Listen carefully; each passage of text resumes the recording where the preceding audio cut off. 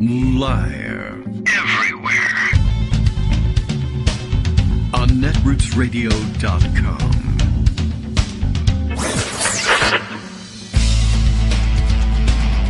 David Waldman. Kagro. In the morning. Now, here's David Waldman. There it is. Hey, I knew there was a button here somewhere that would turn this thing on. Hey, good morning, everybody. How you doing? Oh, man. Okay, it is Friday, and Friday brings with it its own special form of discombobulation. Combobulation factor low today so far. Lots going on, and including one, not being ready to actually get on the air, and two, last night, I guess, everybody was predicting the eventual death of Twitter, and maybe that night things were going to collapse. I don't know what exactly precipitated this particular, and I wouldn't call it a panic. I think everybody was kind of excited about the idea that Twitter was on death watch for whatever reason. I think the site was reportedly slowing down, not that I noticed anything, and it was blamed on the fact that it was, more or less overloaded, but the usual core of engineers that were there ordinarily to keep things running smoothly enough that most users didn't notice had all been fired. And there were some interesting stories last night, including somebody claiming to be the person in charge of running all, coordinating all the access badges, the security badges at the actual Twitter headquarters building, the things you would use to get in and out of the doors, and that person had been fired, and then had gotten a call later on that same night from Elon Musk or somebody representing Elon Musk, asking him to come back because they were all locked out of the building and couldn't get back in, and the only person who knew how to make that work had been fired, and couldn't you please come back? And I don't know how that went and whether they decided to go or not. You kind of hope not. But, that was a real claim, made on Twitter. I don't know whether it was true or not, but it was really made, by Alex Cohen, who, at the moment has got a blue check mark, but no one knows whether he's anything, whether that's really, the person whether he really worked at Twitter or not. I now see that it says mostly parody account, so who knows what it might mean. But it says here, apparently, okay. Here's some new context as people are using that, whatever it is, site to give context to things and flag things that they say are wrong. Someone says, while a number of people in the replies are taking this literally, this is a joke. Just a few days earlier, the same user claimed to be laid off by a different company. So I guess that's his comedy shtick, Alex Cohen. It's a good story. And I actually this time appreciate the context that was added. If the context is right. I mean, who knows whether the context that was added was correct. No one knows anything. But it was a good story nonetheless. Anyway, people did feel like Twitter was going to collapse last night under the weight of I don't know what, but it didn't. It's still there. It makes me think of the Star Spangled Banner here. I don't want to glorify Twitter too much, but I guess it made it through the night, and now we see in the morning's light the rays that it's still there, and yada yada, blah blah blah. I don't know. I don't really need to rewrite the national anthem for these guys. Anyway, so there we go. And because that person is verified, I had to believe him. I had no choice. There's a blue check. And, whether it was an $8 blue check or something else, doesn't matter. I'm forced to believe you on Twitter. I did go ahead and sign up for a Mastodon account. I don't understand it, but I did sign up for it. And honestly, I couldn't even tell you what the hell it is, except that, you'll find, if you understand what the hell's going on in Mastodon, you can go there and, fine, F you, have a party. I don't know. But you can find me. I use the same screen name, KagroX, but I signed up for a server. I listened to our good friend Mark Hogue, who used to post on Twitter as Asparagus Zucchini, and does something similar on Mastodon, and I did find him. And he said, oh, don't worry about what server you choose. You can switch later if you want to, but any server will do. It doesn't make much of a difference. You might want to choose one, I guess, that you have an affinity for, where all your similarly minded people might be hanging out. I don't know if there is one for the way I use Twitter. I mean, mostly that's political and news and stuff, but, I didn't know what the hell to do. So anyway, as it turns out, everybody else that I know, for the most part, has signed up at one that appears to be, called something nice and simple and easy to remember, like Mastodon Social or Mastodon Online. And, like an idiot, I flipped through the things and I was like, I didn't check. And you can't figure that out. I mean, maybe you can. Yeah, I didn't know how else to find out where everybody was except to sign up for an account and go looking for everybody. And then I realized, everybody's on a totally different server than me. And I forget the name of the server the name of the server I signed up for was Mastodon Party. I figured, hey, Mastodon Party. That's where I should go. Sure, Mastodon Social, Mastodon Online. Very easy, but as I'm flipping through the things, I didn't see any.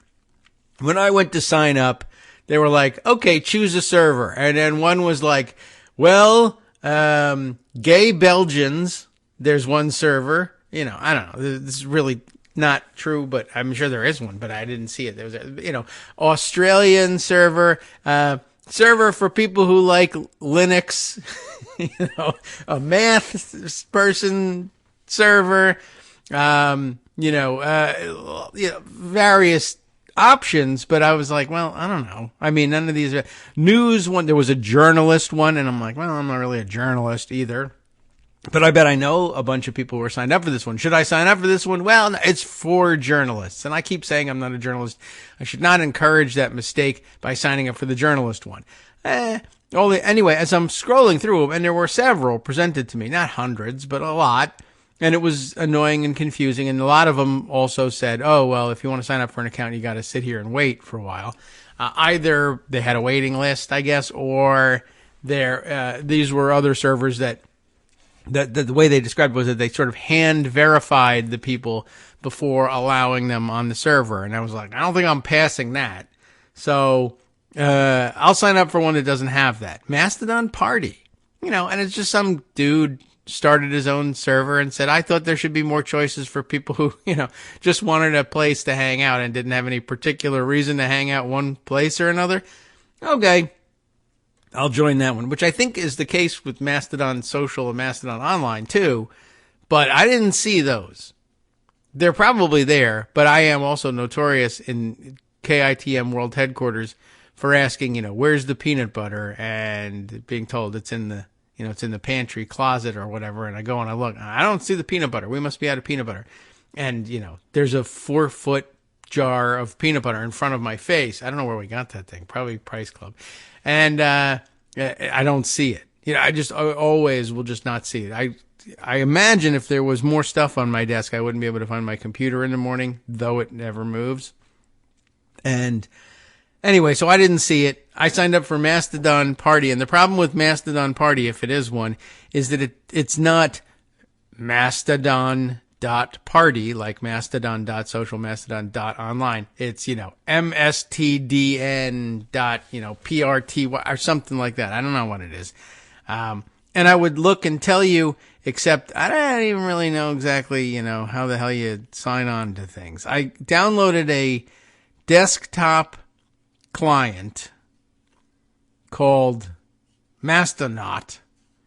And I don't like it so far. And I'm sure, there's fans out there who do really love it, but it doesn't look like, it doesn't have the features in the same place that I think features should be, and I couldn't I can't search for things on this one. I don't understand how I can find new users or toots, I guess as they call them on Mastodon, that I'd be looking for. Whereas the phone client that I downloaded is maybe something else, or maybe it's Mastodon's official thing. And on that, I can figure out how to search for things. There's like no search button on this other one. So, maybe I can use the one on my phone to figure out what the hell one I'm on again. I guess I punch my picture there. I found my old picture, which is, by the way, 10, 12, 15 years out of date at this point, but that's the picture I use on Twitter, and so therefore it's being used on Mastodon as well. There it is. Mastodon Party is mstdn.party. You spell out party. So I guess that makes my Mastodon address KagroX, at KagroX at mstdn.party, which I predict is going to end up looking dumb. But, not much of a prediction. That's easy. Also, if it doesn't look particularly dumb compared to other people's servers, I'll just make it look dumb by saying dumb things. And then we'll all be dumb together. So I found, I started searching around, and I have no idea exactly. I think you can, export your followers list from Twitter and then import it into Mastodon. And if people are there, it'll find them. But I like the idea somehow. Well, for the moment, I like the idea of trying to search people out organically or by hand. But eventually that will get boring and stupid, and I'll say, where are all the people I know? And then I'll realize I don't remember who I know. And I also can't tell. The great deal of my timeline on Twitter is incidental. I don't actually follow the people that I think I'm following. They just are followed by other people in my timelines and are retweeted into my timeline so often that I don't even realize that I'm not following them. That's a tremendous part of it's a big part of my life. I don't know what I'm doing. And neither do you. So anyway, I'll miss that serendipity until Mastodon gets up and running. There's also still Counter Social that people have accounts at, but so far the big movement has been for Mastodon. I saw earlier this morning Molly Jung Fast promoting one that's just called Post, I think. And Norm Ornstein, see, this is these little, I love these connections of Twitter. So Norm Ornstein catches wind of it through her, then goes to sign up, and then comes back to Twitter to report, oh, there's a waiting list on that one. So, if there's a waiting list, I'm not getting in. And also, I'm probably not getting on it because I just won't spend the time to do that. But if it turns out to be the hot place later on, terrific. So I'll find some Mastodon client that works for me desktop-wise, and we'll see whether we end up all moving over there. Because right now, Twitter appears to be moving along just fine.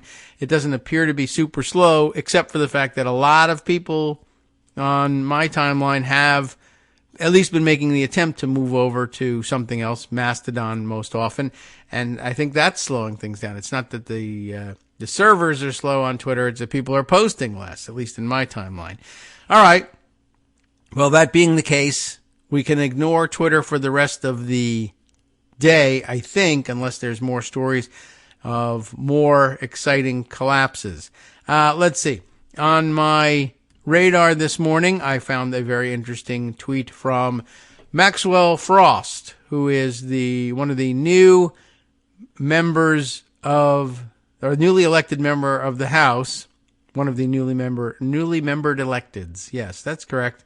And he's the young guy, the youngest that we've got at the moment. And the guy famous for being the first Gen Z-er, he says, to be elected to Congress. He is featured in this tweet with another guy who looks to be just as young, pretty much, although maybe he's a little older. Greg is it Cesar? Or Kazar? C-A-S-A-R. I don't know.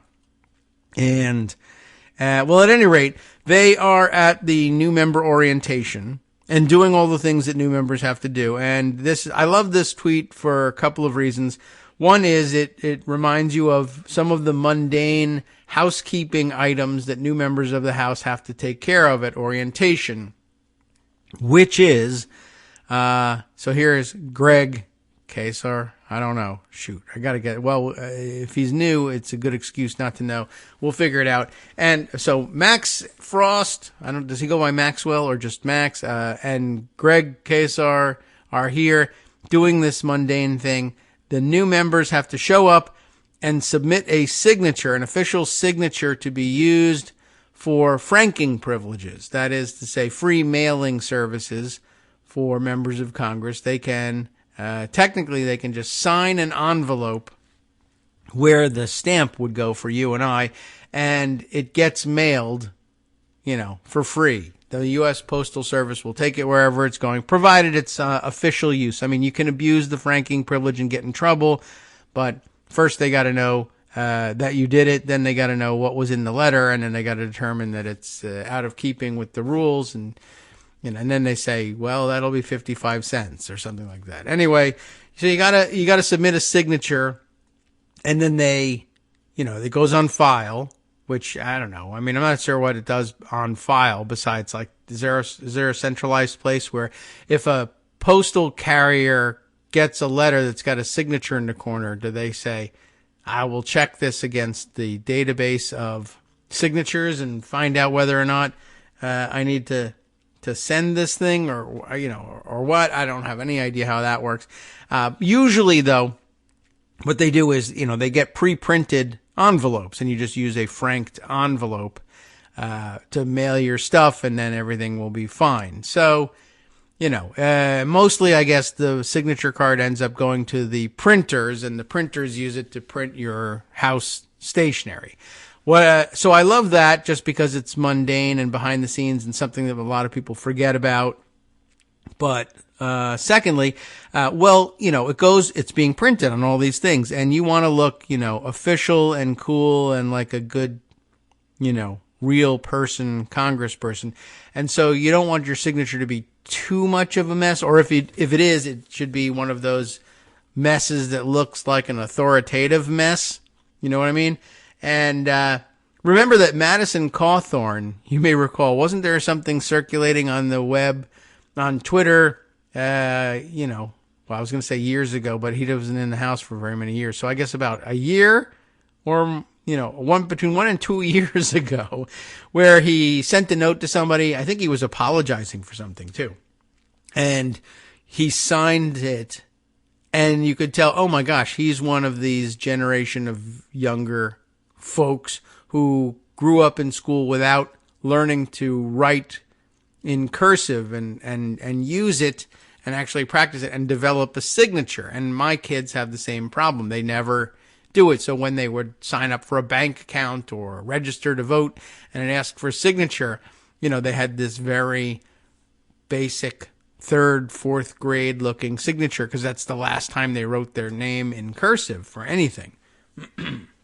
And so here they are trying to, they've got several cards in front of them, and you can practice and, do several versions of a signature until you get the one you want printed. Even people who, use their cursive signature all the time. Yeah, if it's the one and only one that's going to go on your envelopes for the next couple of years, you want it to look like a good one. When you write your signature, you say, this one's good, this one's lousy. This one looks good. This one looks like it's got it together. If you've ever signed electronically on a, credit card charge at a store or something, you're regularly disappointed in how your signature looks. So here are these two youngish guys practicing their signatures for use in the franking thing. And it occurs to me that, they're really like, the young guys are like, I really don't, I don't sign things.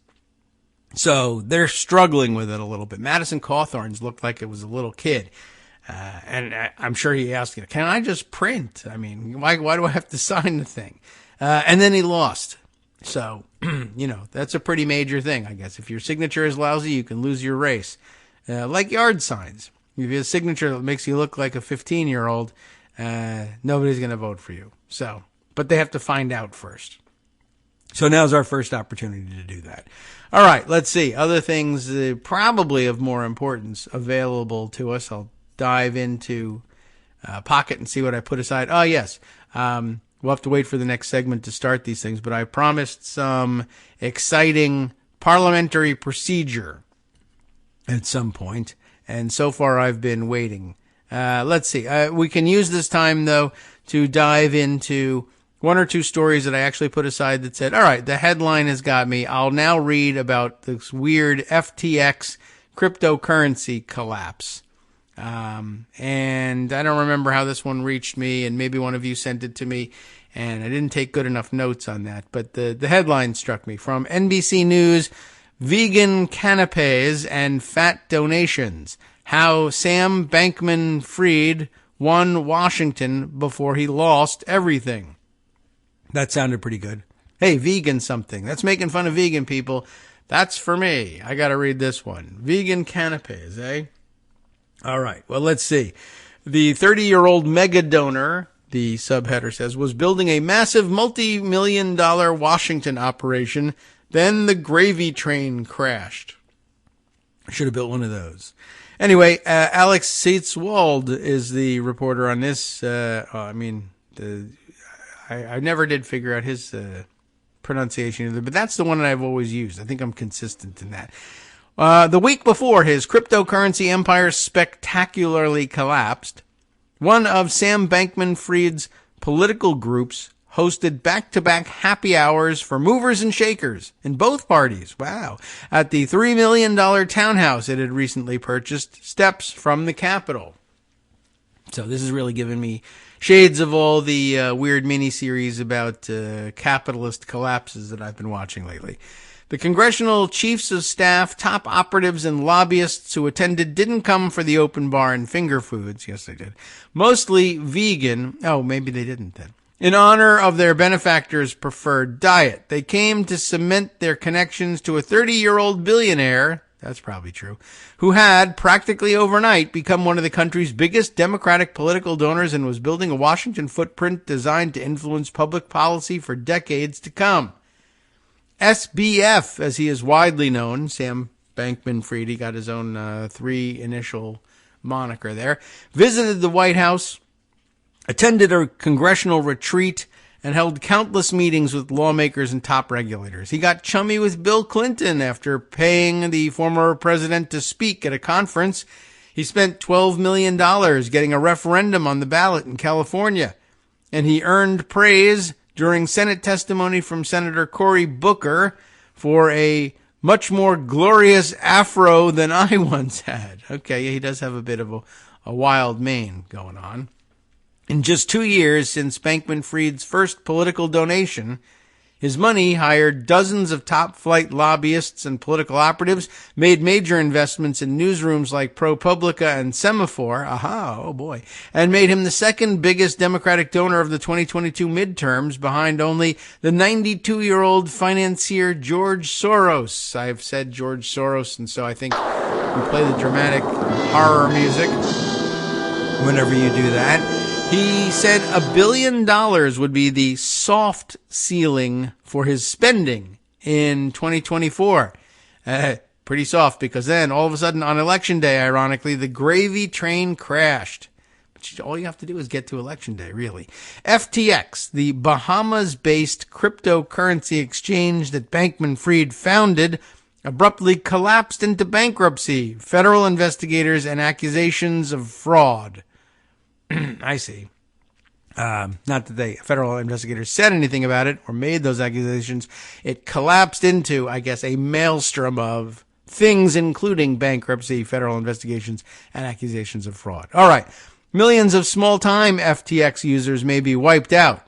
That's usually the case for small-timers. And the people who thought he was the next big thing in Washington are still trying to figure out what happened. Like, I didn't think that, but I'm still trying to figure out what happened. So even other people are trying to figure out what happened, like Mastodon. I was very concerned that Sam was so young and had so much power and could have a massive impact on so many millions of people's lives without understanding what he was doing. What? Yeah, that happens. That from Leah Hunt Hendricks, a Democratic donor and activist who founded the donor network Way to Win, who I also don't know anything about, and, may also collapse just the same. But probably not. Although, I was going to say a hyphenated last name is usually a good indication that you've got access to money and won't run out of it. But Bankman-Fried did. Anyway, I was worried that would happen, or what would happen politically. It didn't happen that way, but it did happen, says this 3-named person. She'll be LHH to his SBF. His downfall will leave some Democratic groups with budget holes to fill, but some are not sad to see him go. He was like a bull in a china shop, Hunt Hendricks added. That's how they got her quote. She was one of the ones happy to see him go, or not sad anyway. And democracy was the china shop. Yowza. Bankman-Fried's collapse was so abrupt that his political point man in Washington only found out about it via Twitter, which itself almost collapsed, I guess, according to two sources, both of whom have collapsed. That's especially notable since his point man is his younger brother, Gabe, who quickly flew to the Bahamas to console Bankman-Fried, and who, like their parents, is now caught up in the ignominious collapse. The parents. A lot of people in D.C. thought this was the next big thing, like Mastodon.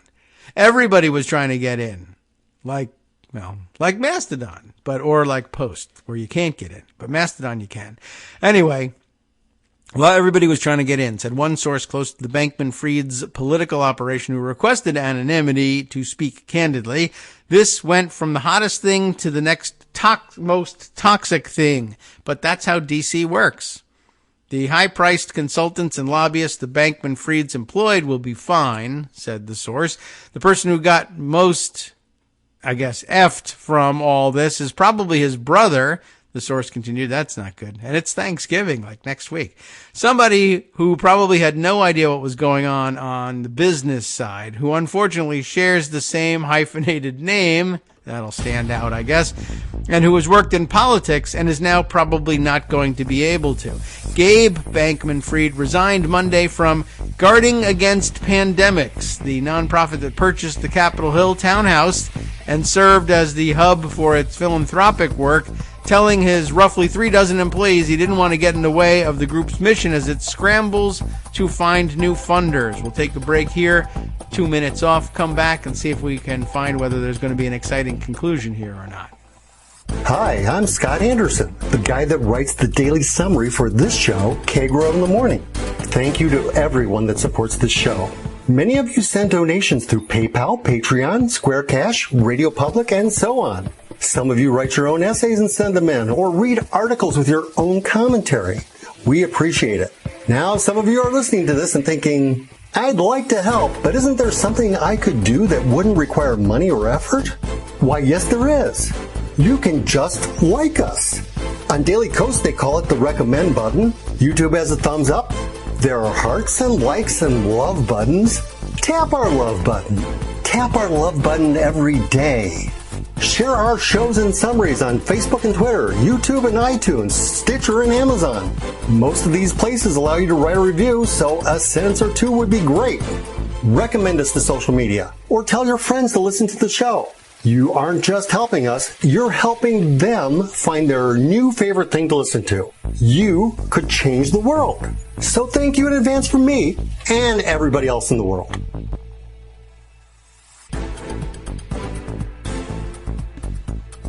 All right, welcome back now to the Kagro in the Morning Show here on Netroots Radio. Just checking in on a number of things. Here's a fun surprise for those who track such things.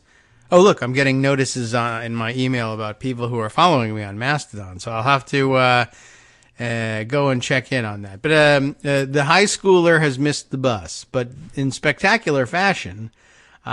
Luckily, and I think this had something to do with it, production staff are here on hand today because it is Friday, and that's still the working arrangement. So that's good news. So we can actually get to school here without having to walk in the cold weather. It's not that bad. But we're okay on that front. But when I say in spectacular fashion, apparently the bus driver has been informing them, I expect to be late tomorrow. And I'm not certain on what basis that comes, but it's a welcome warning. And, of course, we have the app that tells us approximately when the bus is arriving in the area. You're supposed to be able to track it as it's making its way to the area. That part doesn't appear to work, but it does give you a push notice or push notification, I guess. The phone buzzes and lights up with an icon when the bus is getting close, which, by the time, when that rings, if he hasn't gone, it's iffy if he's going to make the bus. He might be able to run and chase down the bus and get it get to the stop before they do, but it cuts it pretty close, which makes the app pretty much useless. It just tells me, it's good for the afternoon when I know he's coming home, but that's about it. Anyway, when I say he missed the bus in spectacular fashion, I mean,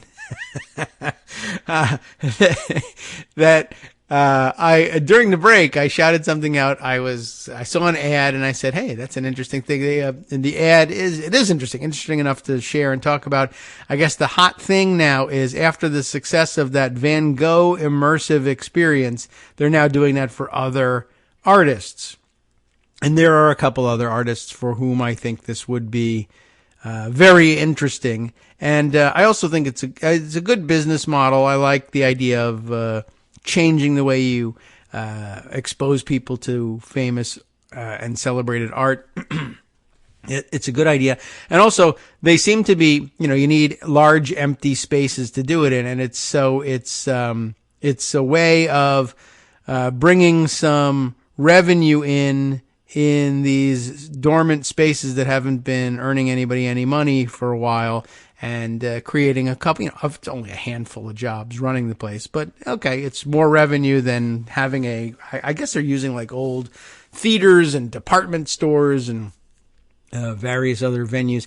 Anyway, so I don't know where this one is, but in Washington, D.C., somewhere, Frida, was it Kahlo? Probably not Kahlo for Mexican pronunciation, Kahlo, Frida Kahlo and Diego Rivera, right?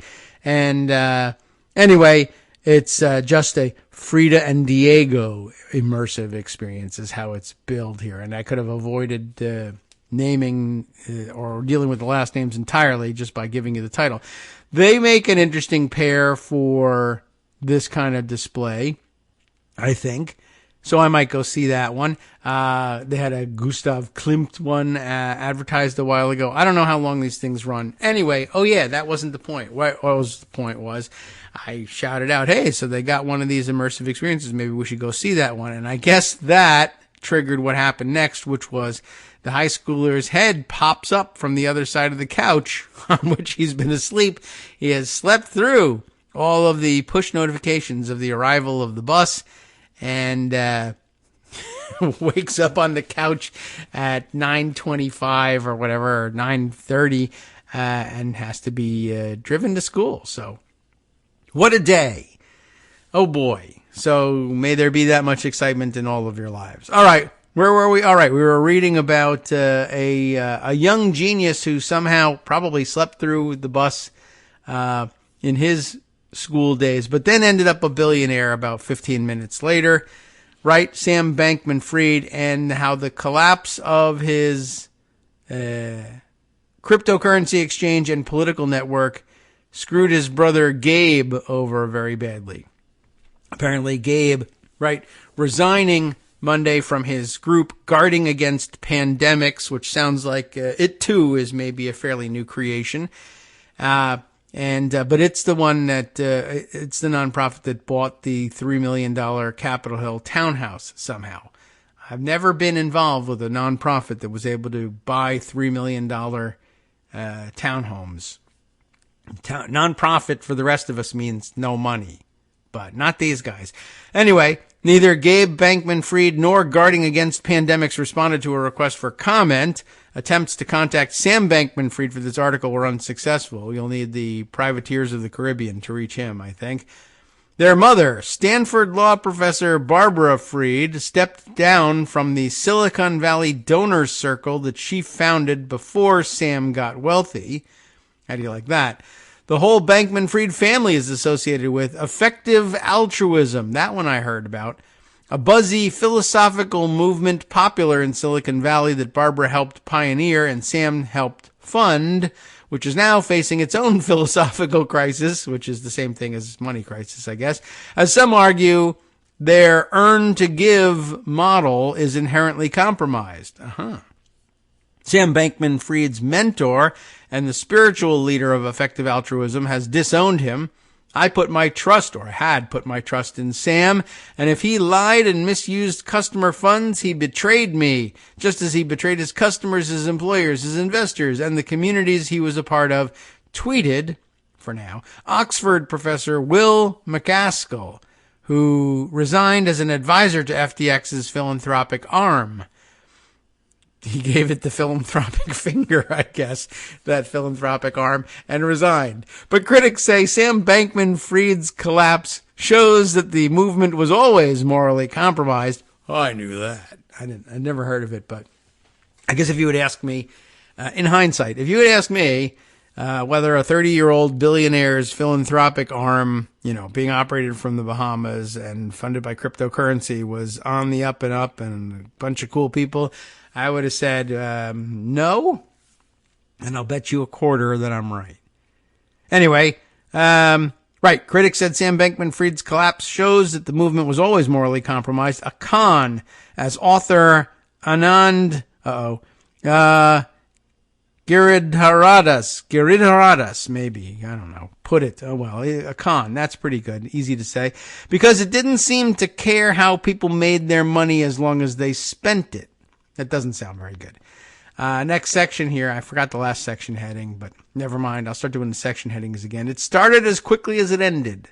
The vision was compelling, even to hard-bitten political operatives and reporters. Sam Bankman-Fried, whose personal net worth was once valued at $24 billion, and with decades of earning potential ahead of him, planned to join or even surpass the tiny handful of top-tier political donors who use their vast resources not just to fund candidates, no, not just that, but to build entire generation-defining movements and the research infrastructure and communications capacities that go into them.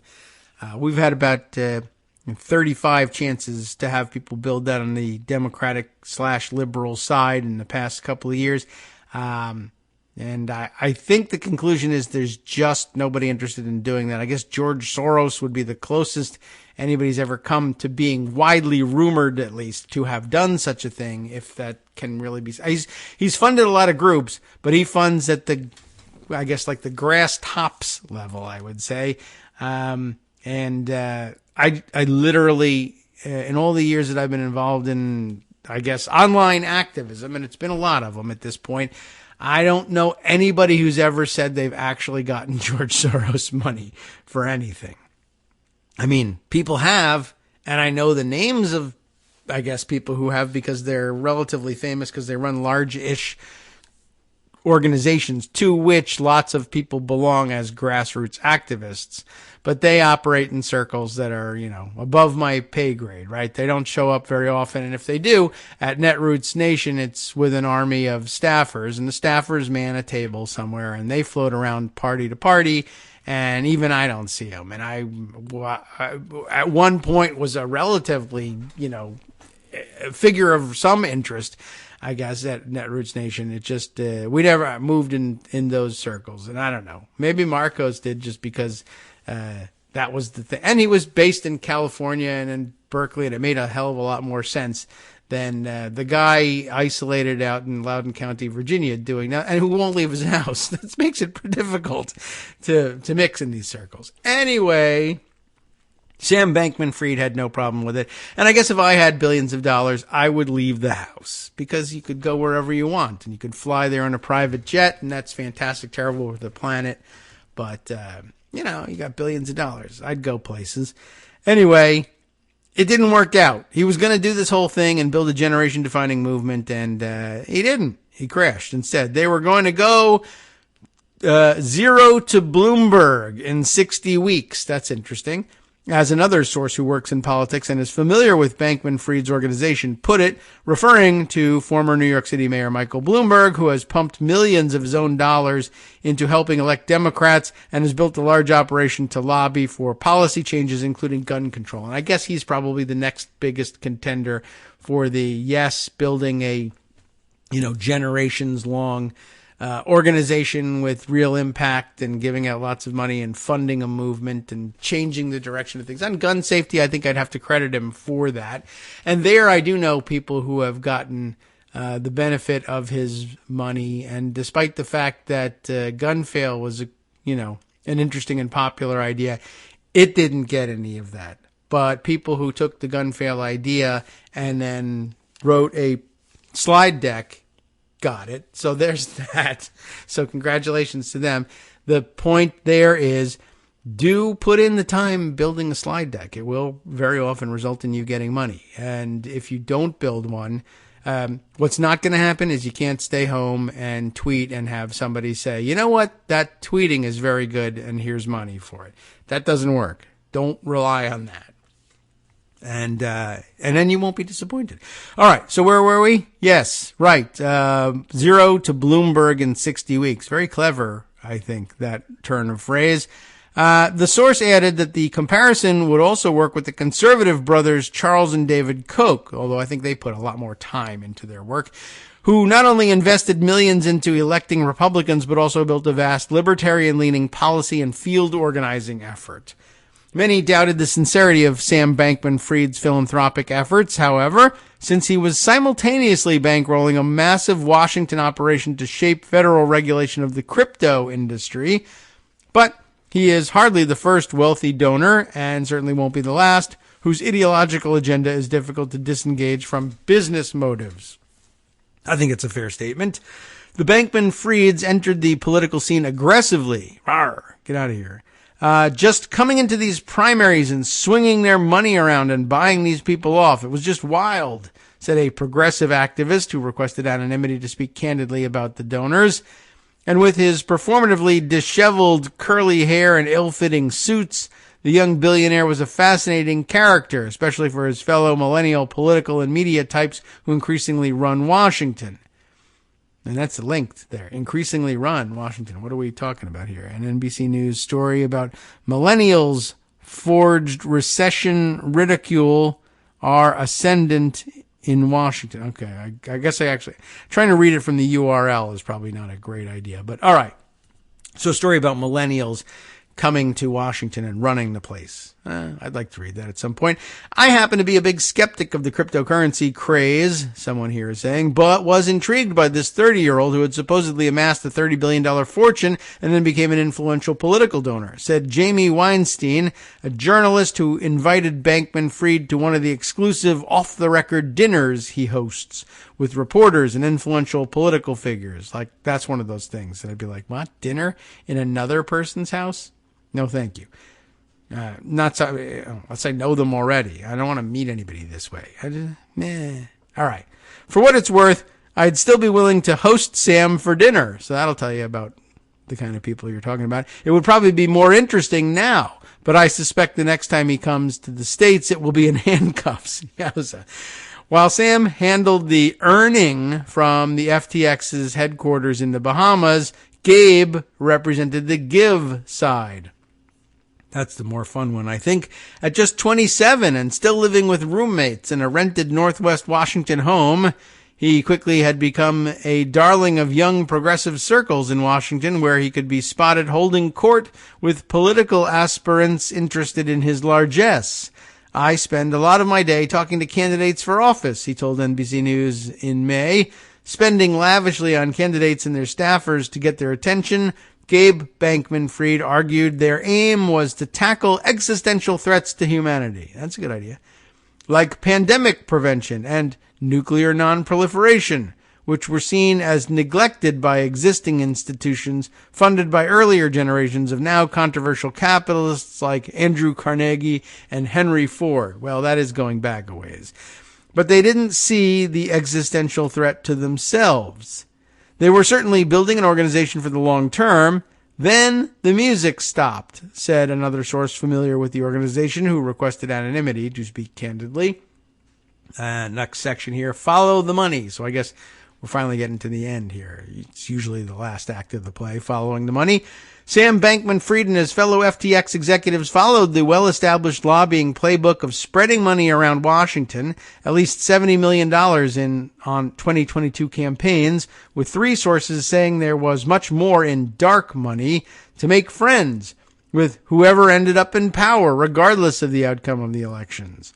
Sam Bankman-Fried is a Democrat, and he spent at least $40 million supporting the party, but he also gave $45,000 to the National Republican Congressional Committee and more than $100,000 each to two groups supporting Republican Senate candidates in deep red states, while entities he funded gave even more, which is interesting because usually that kind of strategy is usually aimed at long-term survival. And ironically, he died, and very quickly, or at least the organization did. So that's I think the nature of crypto, basically. But that's the idea, is to put down roots that you can survive no matter what the political climate. And it didn't work here. And really, honestly, it would have been more admirable if he had just said, sitting on $30 billion when you're 30 years old, you can concentrate your fire and just say, I have an ideological bent. That's just the way it is. And I'm going to play it. But he didn't. Anyway, other FTX executives like co-CEO Ryan Salame, maybe, Salame, gave more than $15 million this year, mostly to Republicans.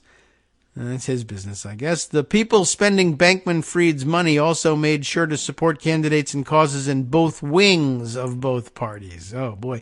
For instance, retaining progressives like Data for Progress founder Sean McElwee, while joining with groups like AIPAC to support moderates as they pummeled progressives with hard-hitting TV ads in Democratic primaries. There were parts of the Democratic primary that were willing to swallow the crypto industry when it was really like making nice with the subprime mortgage lenders on the run-up to the 2008 financial crisis, said Max Berger, a former aide to Senator Elizabeth Warren's presidential campaign, referring to another industry that spent heavily in politics before it crashed the global economy. They knew that their real friends were Republicans, but they needed enough Democratic support to give the patina of bipartisanship. They talked a good game and found people willing to play along. When FTX collapsed, people of all political stripes in Washington were left contaminated by its now toxic money, helping to explain why there have been relatively few calls to return it. I think there's a lot of reasons that some folks on the left have been less vocal on crypto than they might have been, but I do think the effort to buy off key progressive voices and thought leaders has played a role, Berger added. Illinois Senator Dick Durbin, the second-ranking Senate Democrat, is one of the few recipients of Sam Bankman-Fried's money who has said he plans to give the equivalent $2,900 to charity, a spokesperson told NBC News. Some of the biggest recipients of Sam Bankman-Fried's money did not respond to NBC News when asked about donations they received. Those include House Majority PAC, which took $6 million, Senate Majority PAC, which took $1 million, the Democratic National Committee, which took over $900,000, the Democratic Congressional Campaign Committee, which took $250,000, and the Democratic Senatorial Campaign Committee, which took over $66,000. Wow, they're actually, I guess, in that respect, the cleanest hands of the bunch. That represents a drop in the bucket of what Bankman-Fried looked poised to spend over his lifetime. In a podcast interview in May, he said he would spend north of $100 million on the next presidential election. As far as how much more than that, I don't know, he said. It really does depend on what happens. And I guess having your cryptocurrency exchange collapse and maybe being arrested, if that's what happens, well, then I guess how much north of it? I would say about all of it south, in fact, on that front. Anyway, so that gives us some idea of why the collapse is important in political circles. Still have no idea, exactly what the insider story of the actual collapse and the why and wherefores of the collapse are. There's plenty of articles on that, but they've all been kind of insidery and confusing. And I mean, I've really only been able to chalk it up to, why did it collapse? Because it's crypto. But that's not a real answer, but it's pretty close. It's a good engineering answer, right? We don't know why it works. It just works. Let's keep doing it. It's a pretty good bet. If it's crypto, it's collapsing. Think of it that way.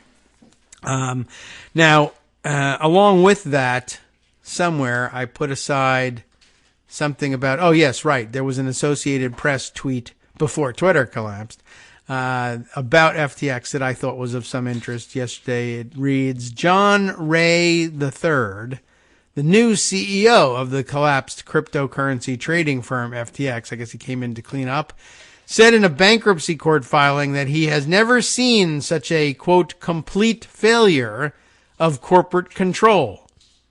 Now, that's something that people might ordinarily say, arriving in the FTX headquarters and trying to clean up.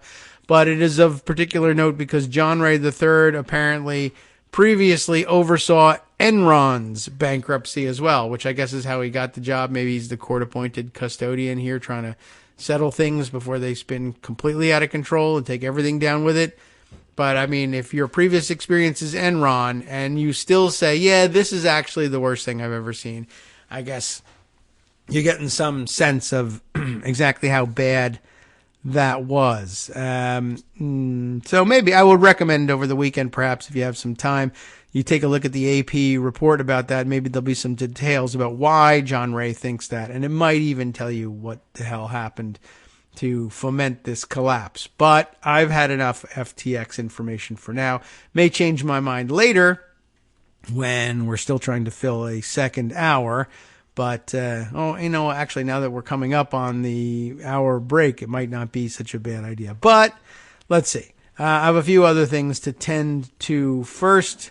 By the way, as a follow-up from here, this might be a good time for this. When I read to you the other day, Jeremy Freiberger's missive about his experience with 270 to win, and his use of it to guide his political giving during the campaign season. And I expressed some, I don't know, well, I was going to say express some bewilderment, but that's not really what it was. But I was relatively new to 270 to win. And so I guess there's some additional information that might help sell you on taking a peek at what's going on over there.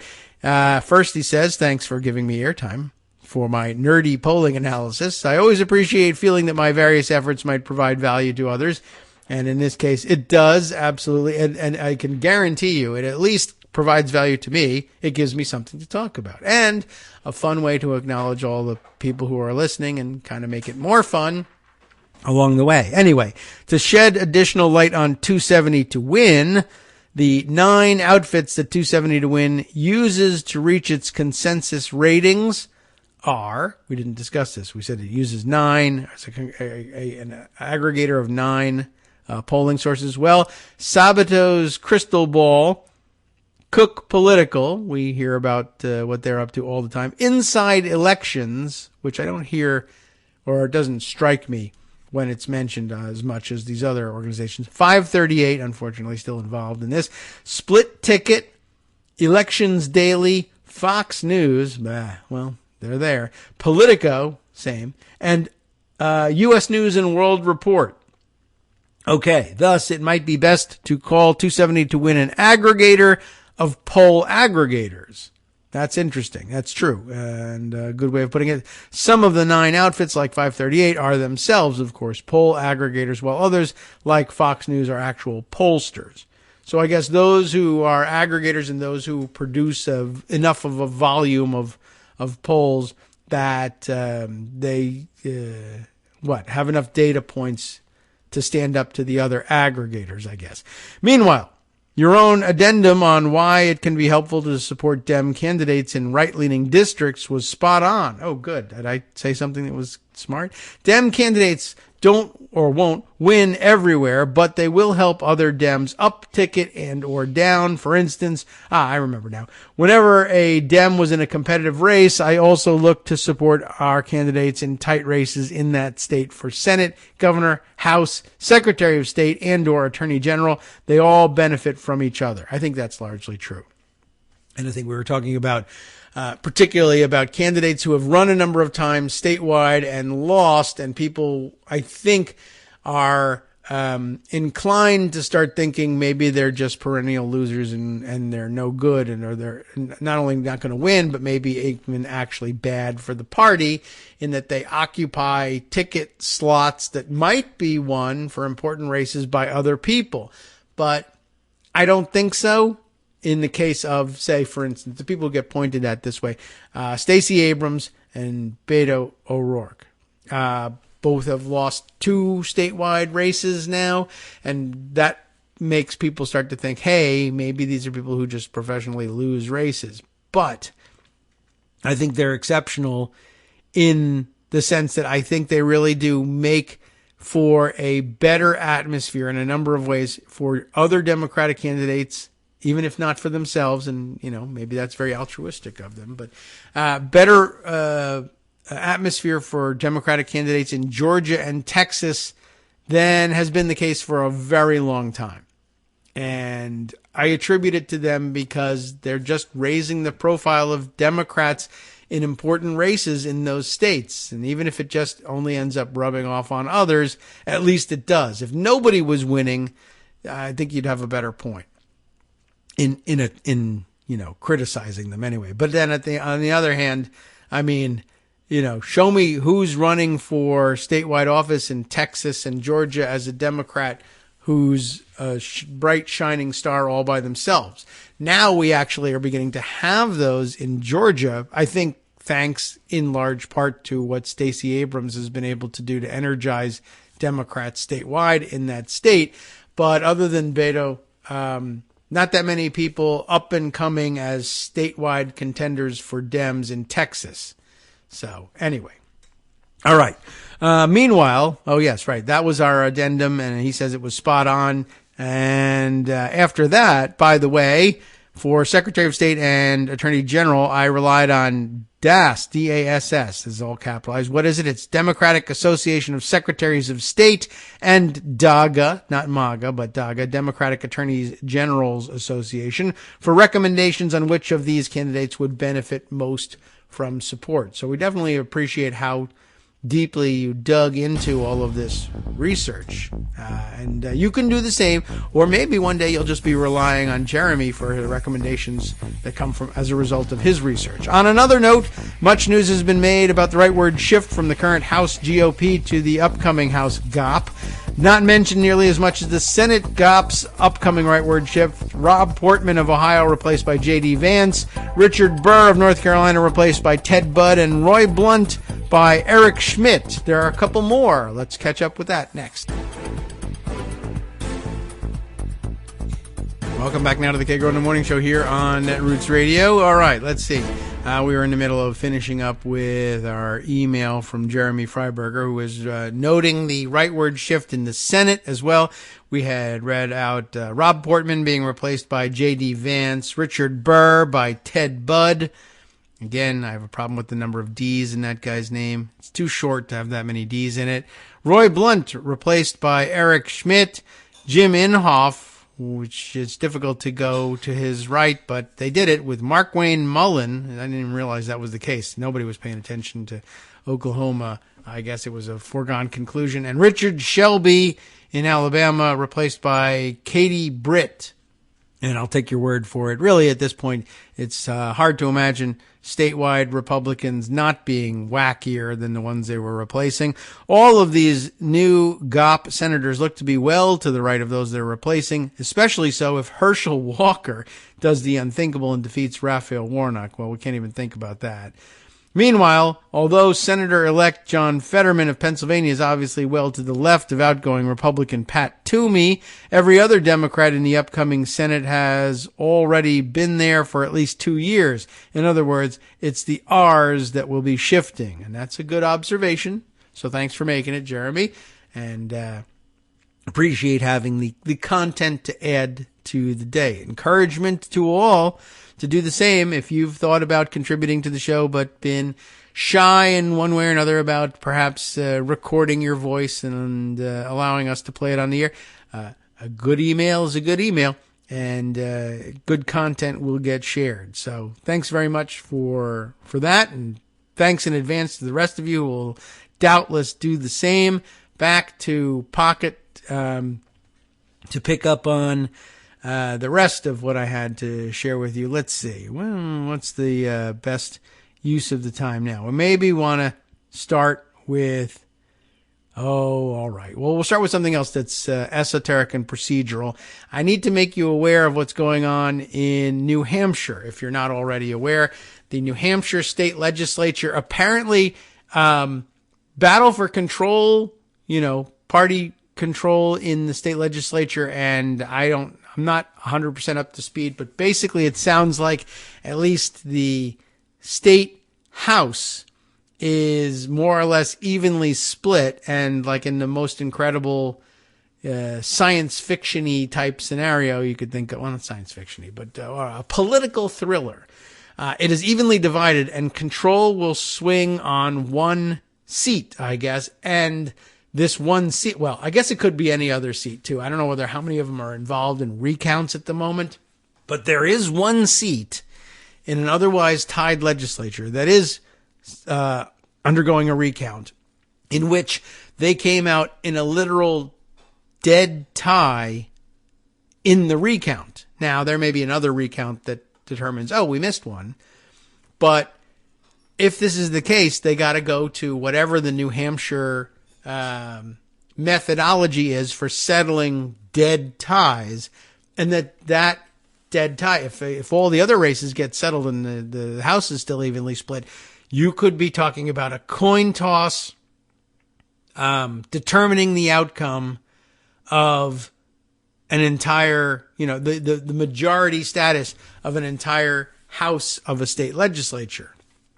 So, that's pretty weird and wacky. And various states have different methodologies for solving this thing. However, I did also see the other day, where I got to find. So somewhere on Twitter, and I'll go looking for it, because this was really striking, and the fact that I didn't put this away is kind of amazing. But let's see. I think I made a comment on it, which is my other way of marking things for later recall. And as I recall, the issue was that at some point in the past, I might have, it's denialists, the word I used for it. I think so. Yes. Oh, okay. So not in New Hampshire, but something else. But the Daily Kos elections Twitter account commenting on the situation, because I think Daniel was at that point commenting on the New Hampshire situation, saying, yeah, right, the Rochester Ward 4 New Hampshire House of Representatives race ends in a 970 to 970 tie. 970 votes on both sides. And so they're going to have to figure out what to do. And he says, the recount may literally decide control of the New Hampshire House and government, ends in a tie. And, I'm not certain what the procedures are for settling the tie, but in many states, I think we had one in Virginia at one point, and it's the equivalent of a coin toss or drawing straws. I think we had something like, they said they put like lots in a thing, and they put something in like film canisters, and then they put a bunch of film canisters in there and mix them up, and you draw one out, and somehow that determines, it's the same equivalent, basically, a random drawing or coin toss or something like that. But Daily Kos Elections Twitter feed noting that in 2015, in elections in Mississippi, a race ended up tied, and so they settled it this way. They drew straws, and the Democrat won the drawing. Now, this was not in a situation quite like in New Hampshire. This was the Mississippi state legislature. It was not a tied legislature in 2015. It was Republican legislature, but a particular race ended up tied, and the rule is you do the straw drawing. But here, a vivid reminder of the nightmare scenario I keep reminding you of, although increasingly it looks like it won't happen, in Congress, that I keep telling you, these guys are, and they believe they are, the final word in who gets seated, and occasionally they shy away from using that power, but when it really counts, they will. In 2015 in Mississippi, one of these races ends up tied. They go to the drawing of straws. The Democrat wins the drawing of the straws and wins the race. But guess what? The GOP-held legislature just says, F you, to hell with that. we're seating the Republican opponent anyway, and there's no recourse. You know, that's the rule. If it's a tie vote, you have a drawing of straws. They drew straws. The Democrat wins. Tough luck for Republicans. Too bad. And also, they don't really need that seat anyway. They're still in the majority. Whatever. They can afford to lose a seat this way and then campaign hard against the guy in his reelect effort and maybe replace him with a Republican at that point on an every vote counts kind of campaign. But no, they didn't even wait. They just said, you know what? By brute force, we can just simply say, to hell with the rules. We're seating the other guy. And they did, and there was no recourse, and that was it. So how do you like that? That's pretty good. And they're pointing back, I guess, to their own coverage on that one. So just to let you know, when push comes to shove, Republicans are not only election denialists, they're even straw drawing denialists. Like, if you know, it's just a coin toss and everybody watches.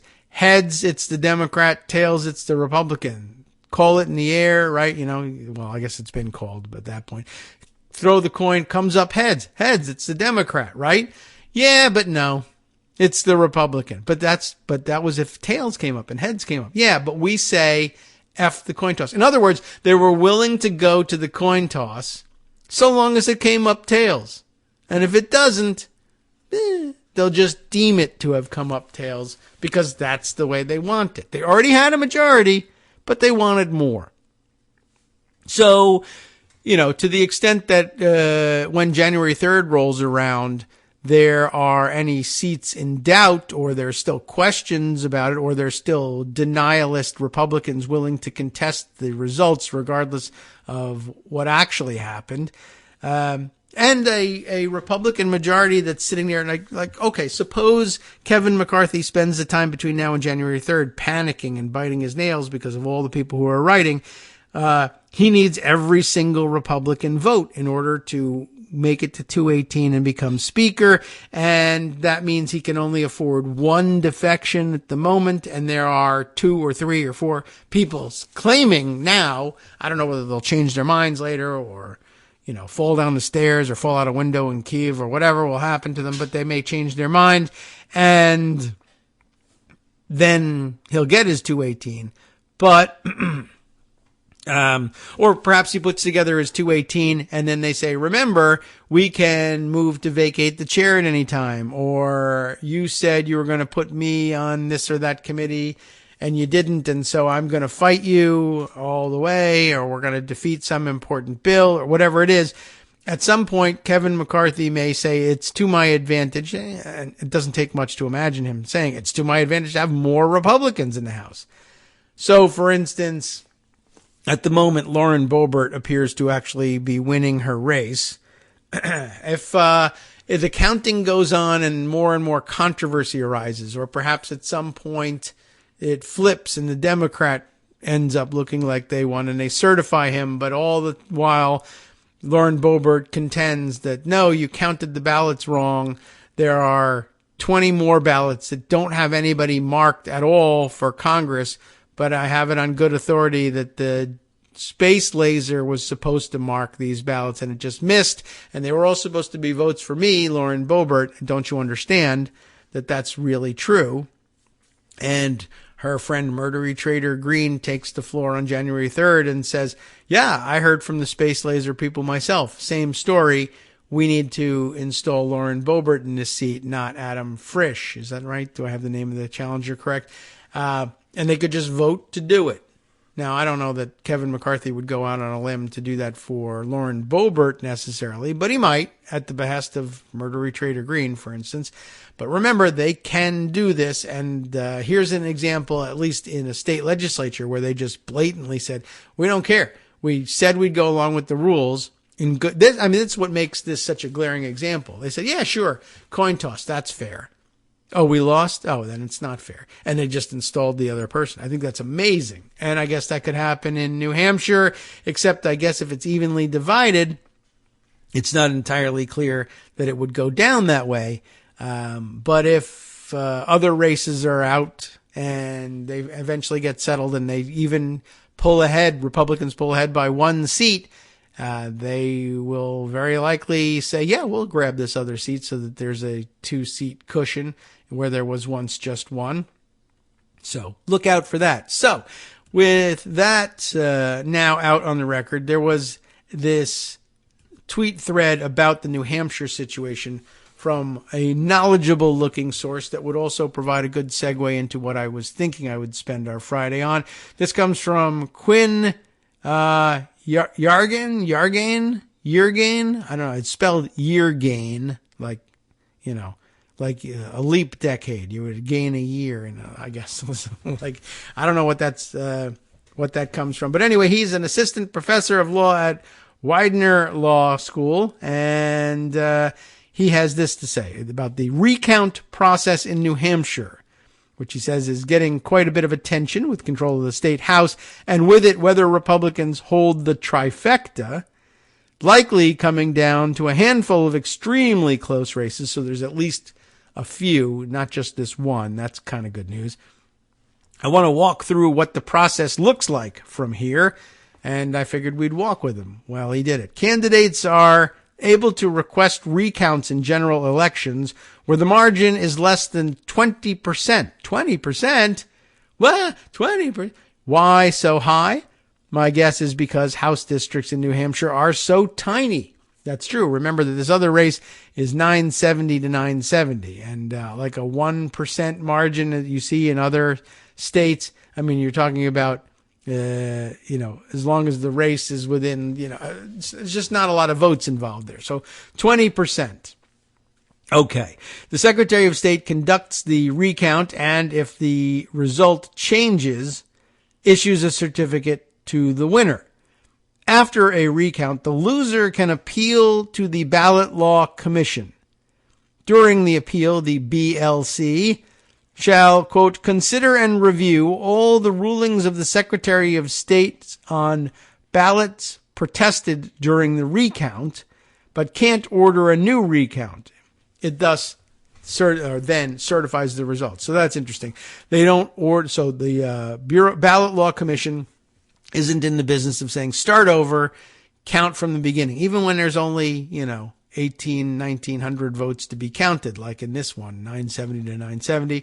Their purview is sort of appellate. I mean, that's the way, I guess, the analogy to make to the courts here is they're an appellate court, and they're not saying recount all the ballots. They're saying take all the ballots about which there were questions during the initial recount process, and we'll re-examine those. All the rest are assumed to be without serious question and have been counted correctly. We'll just count the controversial ones and look at those. And then after that, certifies results.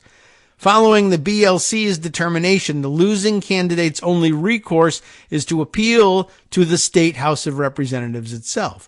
As I mentioned in an earlier tweet thread, and I believe him, I haven't read it, but I believe it, the House is the judge of the returns and elections of its members. It can hear contested elections, same as in the U.S. Congress.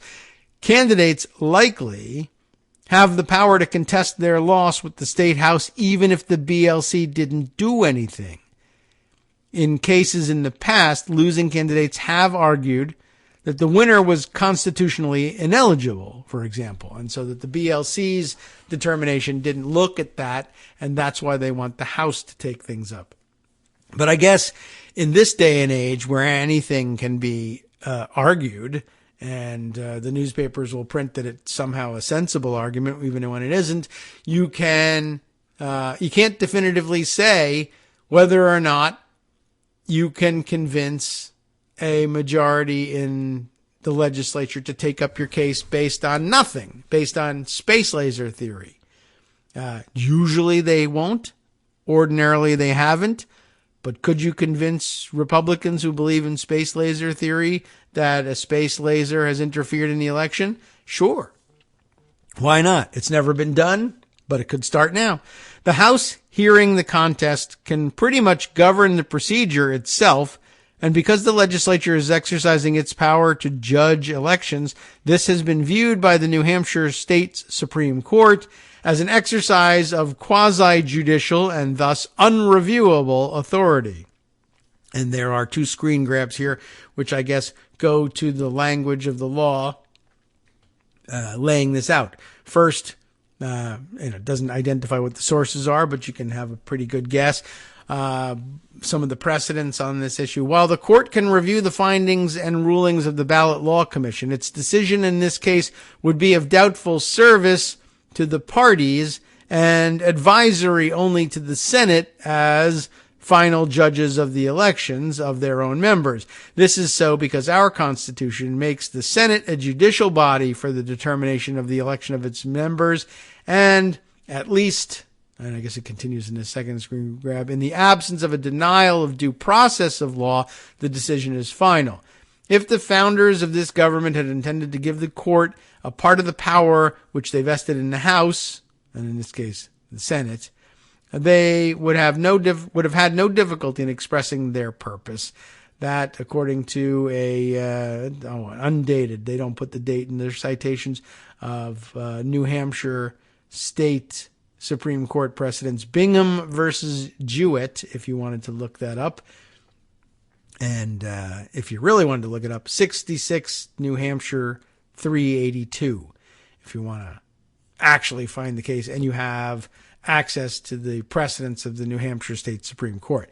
In this case, as I suggested yesterday, Quinn continues, in the context of resolving a tied election, the legislature would resolve the undecided or contested election through whatever procedure it likes. And he refers here to his own tweet from a few days earlier, saying it's actually unclear to me under New Hampshire state law how this tie vote is meant to be resolved. It's said that the General Assembly will break the tie, but I'm not so sure. There's another thread about that and what their mechanism for breaking ties is. But what's the point, really? I guess ultimately he's saying, why even bother looking into whether or not you use a coin toss or a straw draw or whatever it is if the state legislature can just ignore the result in the end anyway?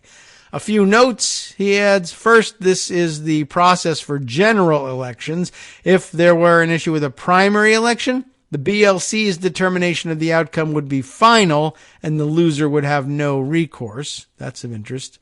Second, this is the process for state legislative elections. If it were an election for president, governor, executive council, or a municipal office, the BLC's determinations would be reviewable by the state Supreme Court on appeal.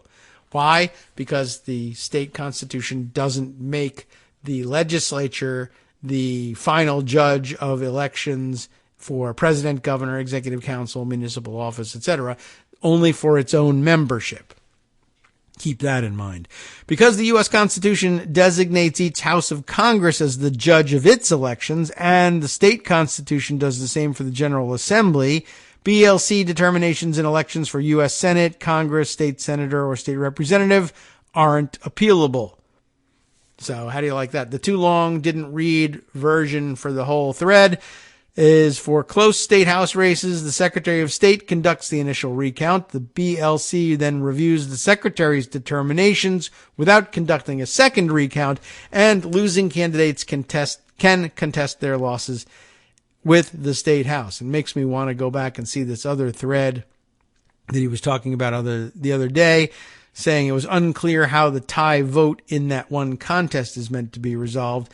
He then went on to explore that and said that the Constitution doesn't actually say how to resolve a tie vote.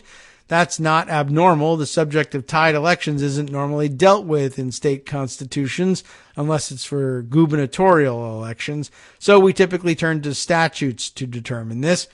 And okay, turning to statutes, section 66024 of statutes. If the candidate having the highest number of votes for the office of governor, councilor, state senator, or state representative shall have an equal number, the choice shall be made as provided in the state constitution. And so I guess there is something in the Constitution. He says there's really just one possible provision here. All intermediate intermediate vacancies in the House of Representatives may be filled up from time to time in the same manner as biennial elections are made, but this isn't an intermediate vacancy. It's a failure to elect altogether.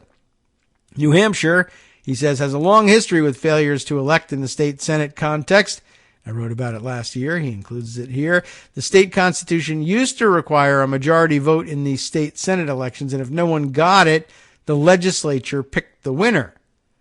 While the majority vote requirement is gone for state Senate elections, the provision requiring the General Assembly to resolve a failure to elect from a tie vote by a joint vote survives.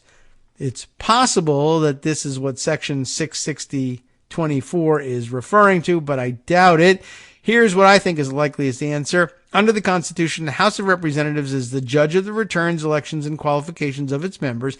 That power likely includes the power to decide how tie votes are resolved. In the absence of any explicit constitutional or statutory provision relating to resolving tied elections, we'd probably fall back on that power. I couldn't find anything explicit in the New Hampshire House rules that apply to this situation, but I might have missed something. And here's what's kind of bonkers. When the House exercises its power to judge the returns and elections of its members, the New Hampshire State Supreme Court has historically interpreted that to mean that the legislature is exercising judicial power that is unreviewable by courts. We did just hear about this. So whatever the House does here, if it's relying on its power to judge elections, state courts can't review it. We've seen this happen before, and this cites to the Mississippi State House race. But a lot of other states, I will note for the record, do have provisions somewhere, usually in statute, about how to settle a tied race. And it comes down to usually some game of chance.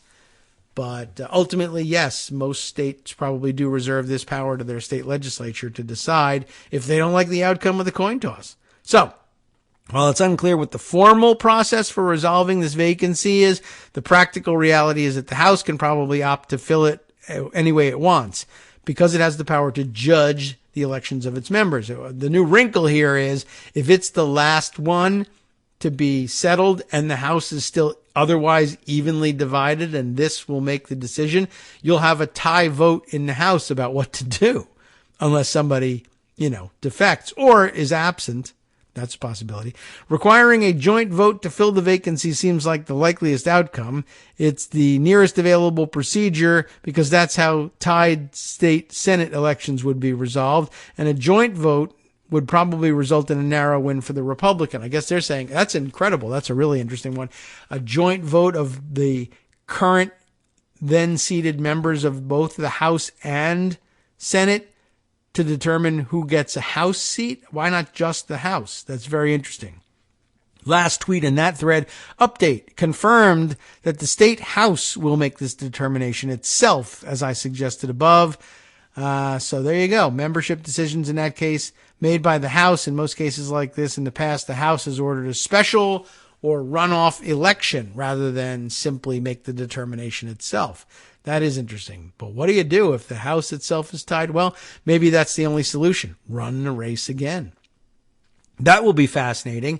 And maybe it won't come up in the context of the U.S. House because, we've never had it be. I guess you could have a tie. I mean, if there's one outstanding race and it's 217, but yeah, then a question of, how do you determine who to seat in that last thing? And then it could be pure power politics. And I imagine it would have to be at that point.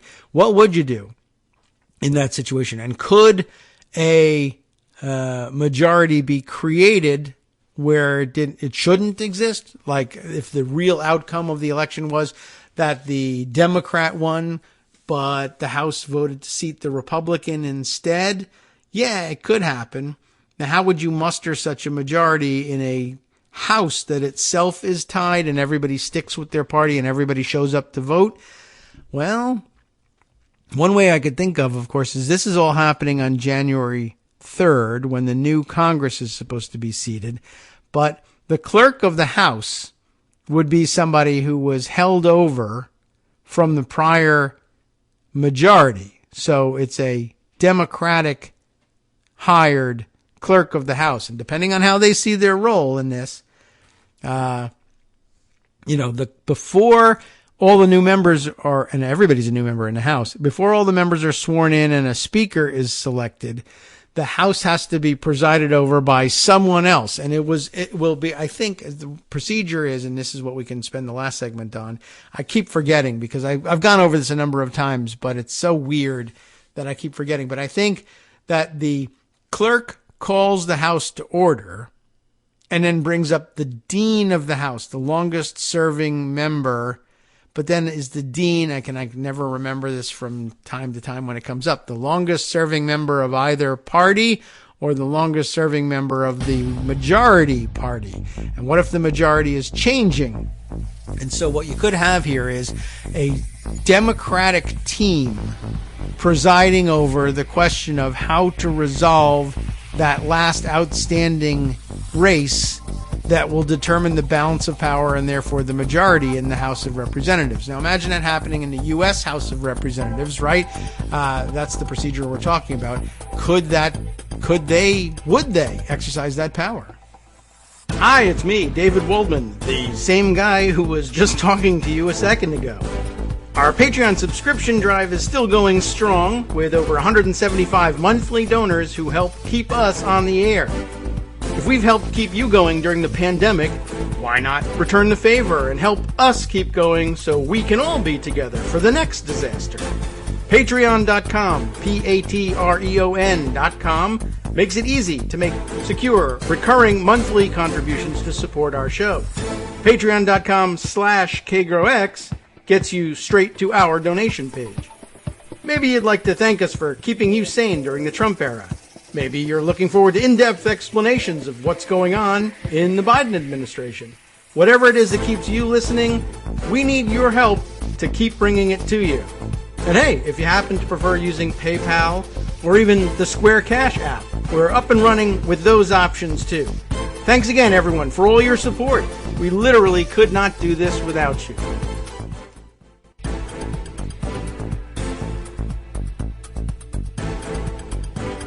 All right, welcome back now to the Kagro in the Morning Show, or the Kagro Morning Show. It's the same thing. I was told you could call it either one. So where were we? I was just telling you about the nightmare scenario, imagining it happening in the United States Congress. And I guess it's going to be pretty close. It won't come out dead tied, but it could if the situation I'm thinking of, let's say, in which 217 Democrats are generally regarded as having won their races, and similarly 217 Republicans generally regarded as having won their races, and I guess one seat still in contention for whatever reason. And by January 3rd, ordinarily the state authorities would have certified one or the other of the contestants as a winner, though it has been the case that certification has arrived and state authorities will still tell you, we had a deadline, so we issued a certificate, but I got to tell you, we're just not sure. We counted and counted and counted, and it came out 10 different ways. And you could fight forever about the interpretation of some of the ballots, and maybe you want to. But there's grounds for coming up with a different conclusion. Or you could, sometimes they just say, no, we're 100% sure, etc. But there's always nuance to it. We're 100% sure of the vote count. We never got different numbers. But, for instance, there was a big fight over whether or not to count the ballots from this place where there was chocolate sauce spilled on the ballots. And although we think we were able to determine the intent of the voter correctly, the other side contended that you could not, and it's possible that you could conclude in their favor that you could not, and those ballots should be thrown out. And if that's the case, the result of the elections changed, but we think we got it right.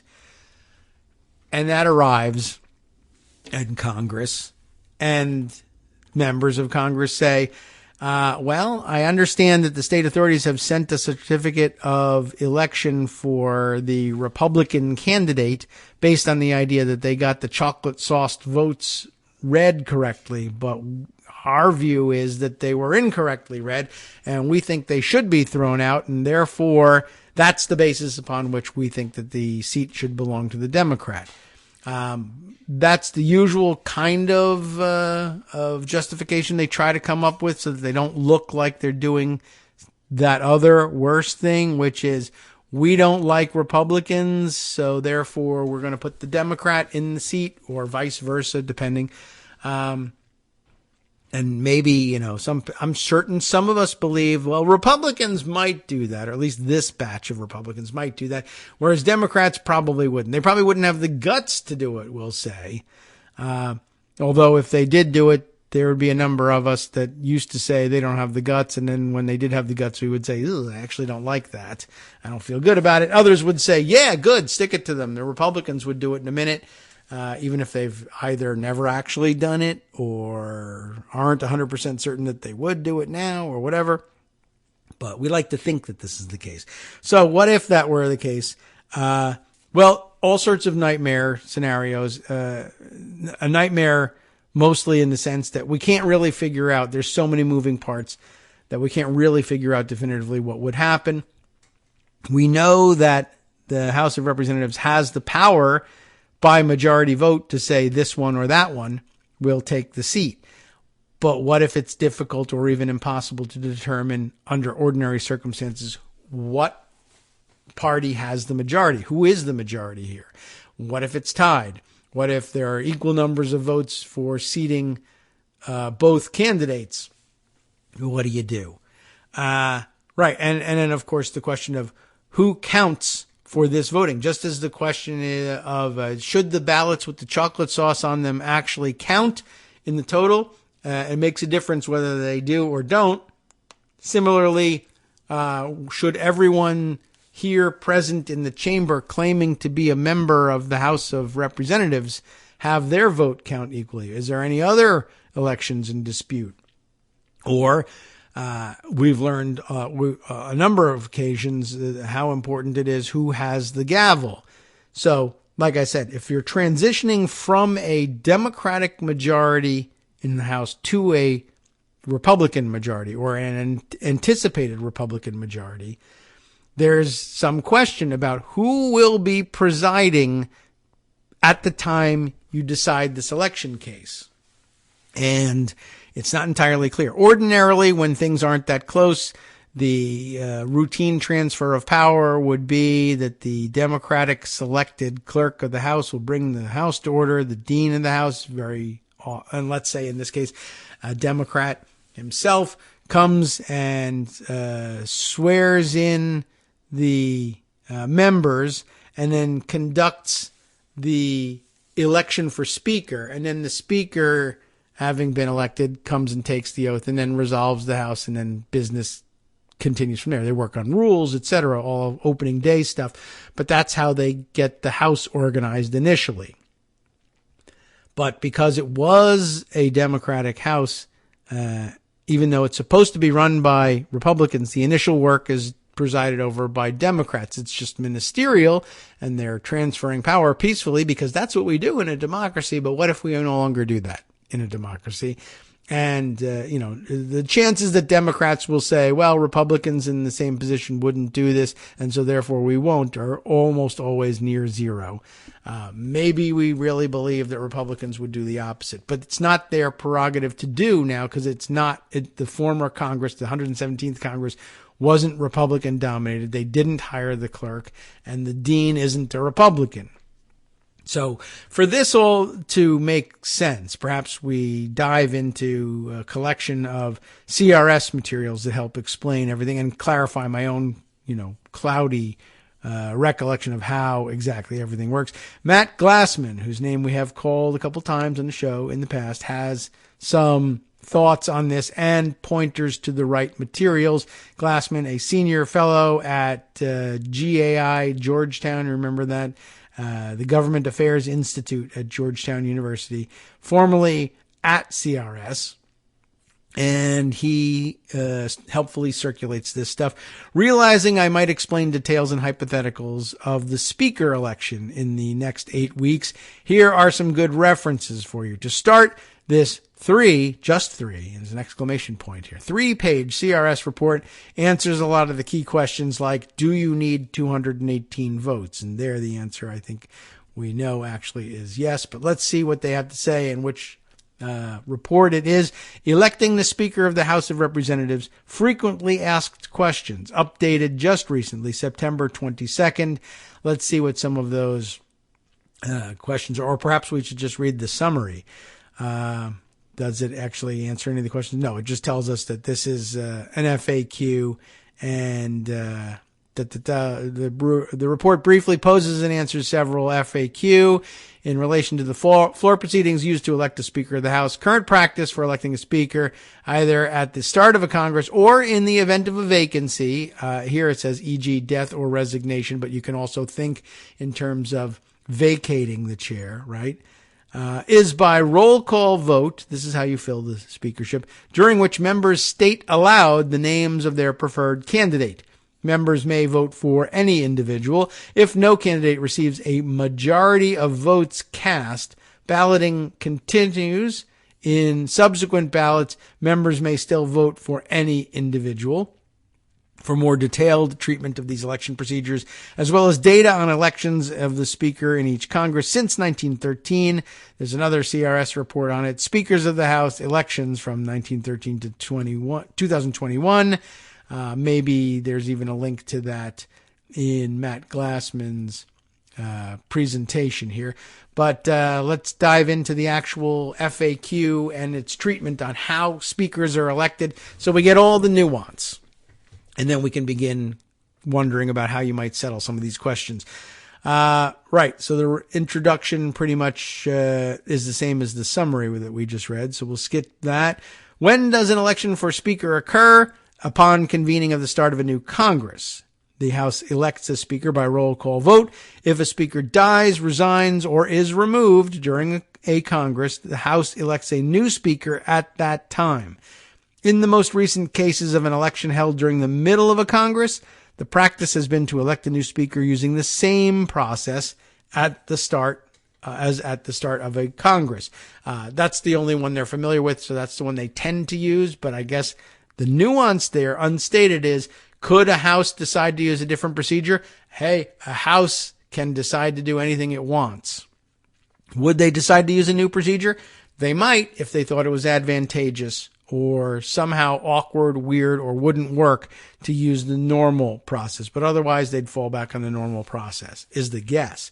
Who presides over the proceedings to elect a new Speaker? When a Speaker is selected at the start of a new Congress, the Clerk of the House presides. The clerk may also preside over an election to replace a Speaker who has died during a Congress. A sitting Speaker could preside over the election of his or her successor.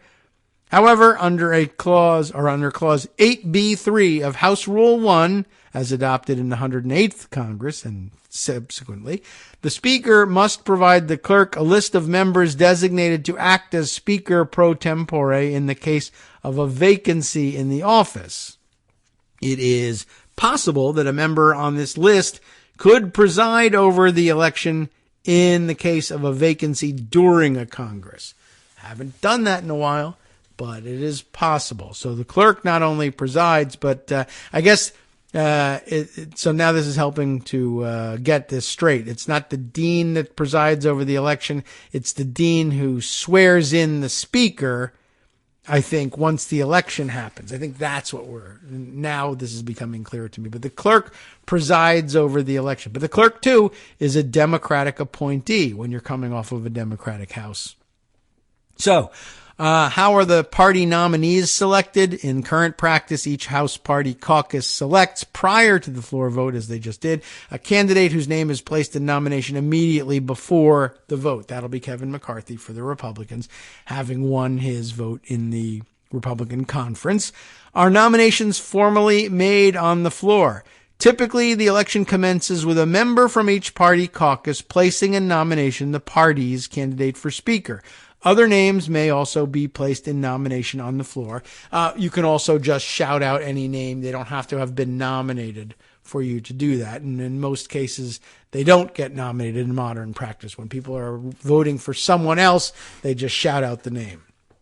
In what form do members vote? Since 1839, the election has been by roll call vote, a quorum being present. Votes are cast viva voce, meaning that each member states aloud the surname of the candidate whom he or she favors for speaker. The presiding officer appoints several members as tellers who tally the votes. Again, in that sense, very similar to the electoral vote count. And it should be. It should be in parallel, and that's how you can see, to the extent that the electoral vote count can be screwed up by partisan shenanigans, so can this. For whom may a party member, or may any member, not a party member, but whom may a member vote? Members, as you know, not required to vote for one of the candidates nominated by each major party, or even for some other candidate formally nominated on the floor. They may vote for any individual. Although the U.S. Constitution does not require the Speaker to be a member of the House, all speakers have been members. So, it's true, though. You could nominate or vote for somebody else. However, some individuals not serving in the House have occasionally received votes. How many votes must a candidate receive to be elected speaker? And by the way, do you want to know anything about non-members of the House receiving votes? There is a footnote on this one. Footnote 11 tells us that individuals not serving in the House received votes in 1997, 2013, and the two 2015 elections. Well, that's an interesting way of putting it. The two 2015 elections. Oh, yes, right. Two different. Okay. And 2019 and 2021.